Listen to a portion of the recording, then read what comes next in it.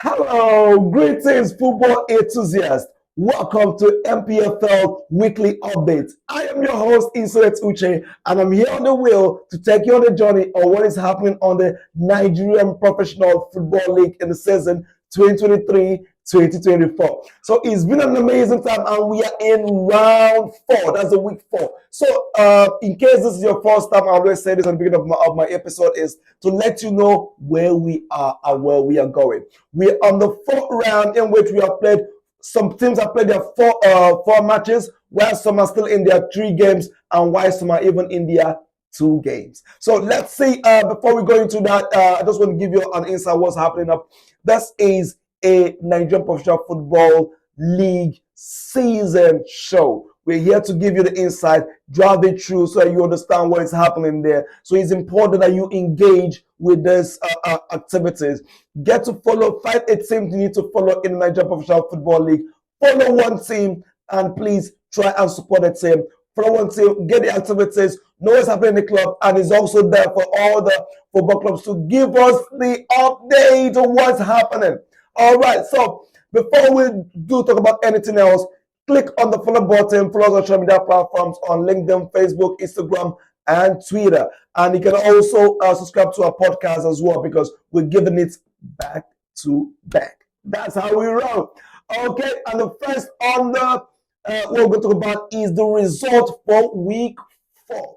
Don't forget that the previous week that we had, which was week 3, that we have Benjamin Insurance sitting on top of the table, having 100% winning rates. That is wow. They have 100% winning rates, playing only 2 games and actually winning all of them. Okay, and we also have the Aqua United and Harland Owerri, who are still fighting to get their first win of the season. And we also have Remo Stars also, who is the only team that actually won an away game in this season, although we are still in week 3. So now, let me bring you closer to week 4 activities. Pull up this, the result on the screen. Let's have a look. Okay, so Aqua United and Shooting Stars. Wow. Aqua United had a stalemate on a goalless draw with Shooting Stars. So that means they are yet to find their win for the season. So they are still comfortably relaxing, lounging on the bottom of the table. Now we talk about the following, which is the Heartland FC and the Casino United. Heartland FC also had a stalemate with Casino United, but this time was a 1-1 draw. Heartland is still yet to win the season as a tie the knots with the Casino United, scoring at the own goal in the 3 minutes, and Casino United scoring in the 73 minutes. So let's go. Let's now go to Kano Pillars and Rivers United FC, whereby Kano Pillars lead by Ali scoring on the 92 minutes. On the extra time, Ali gave them the lone goal that they needed to secure their 3 points. Kwara United and Enugu Rangers. Alio scored in the 53 minutes, and Ogunleye of the Enugu Rangers scored on the 34th minute. So what does it say? That this is a 1-1 stalemate by Aqua United and Enugu Rangers. And this game was played on the 22nd of October. So now the list there is the Lobby Stars and the Abia Warriors. So Lobby Stars continue their winning trick with 2-0 against the Abia Warriors, where Ahmadu and Dabani scoring on the 15th and 25th minutes. So far this season, Lobby Stars is the only team that is yet to lose a game. So I have the Plateau United and Sunshine Stars having Hillary scored on the 30th minute to give the Plateau United the lone goal and win that they really deserve. We have the Remo Stars and the Sporting Lagos. The Remo Stars took the lead, winning Sporting Lagos by 2-1, having Mawena scoring it at the 1st minute, and Sikiru is on fire, scoring on the 48th minute by the penalty. Sikiru is on fire. He has scored in the 3 consecutive matches that he has played. Wow, I give him kudos. That's a boy to watch out for right now. That's the boy to watch out for right now. So let's talk about the Sporting Lagos, who actually scored a lone goal by Aluku on the 21st minute, but that didn't help them because they didn't put in more numbers and goals to give them a level with the Rainbow Stars. Then you have the Gombe United and Bender Insurance. Gombe won where Jimo scored the long goal in the 51st minute. So Niger Tornadoes and Bayelsa United, whereby Niger Tornadoes has a long goal to secure 3 points against the Bayelsa United by a goal scored by Yahuza on the 78th minute. This is what we call a hot week 4. What am I saying? It's getting heated up. You can see the number of goals scored this week is only 13. Wow. What's happening? The first round we had 23 goals scored on the first week, and on the second week you had 20 goals scored, and on the third week we had 18 goals, and now we're having 13 goals. So that means it's getting tough. Everybody is stopping up their defense. Things is getting more exciting, and so far, like I said earlier, Lobby Stars is still the only team that's not lost a match this season. And while the team lonely at the top is Rainbow Stars, has 9 points in total. That's having 100% win conversion rate in their last 3 games, while they only have lost one game. Lost one game for the season. And Lobby Stars is following up at the second on the table, having won 2 games, drew 2, and they're yet to lose a game. Now, looking at the table right now, you can see the first 4. We have the Rainbow Stars, the Lobby Stars, the Enugu Rangers, and the Shooting Stars. Then, walking down the list, you see the Bendel Insurance, the Gombe United, and the Niger Tornadoes, and the Plateau United with Canopy Pillars. And on the 10th, you see the Abia Warriors. It's been an interesting season so far. Let's look at the bottom half. Now you can see that right there that Aqua United is still sitting on the bottom of the table, still looking for a win. And also we have Bayelsa United up right there, who have actually won only 1 match and have lost 3 matches. And you have Heartland. You now talk about the Enyimba FC, who is on the bottom 3, playing only 2 matches, winning 1 and losing 1. So they say have 2 matches are starting now to play because they didn't play anyone this week. And Heartland is right there on the Heartland is there on the 17th on the standings, having played 4, has not won any single match, has drew 3 matches and lost 1.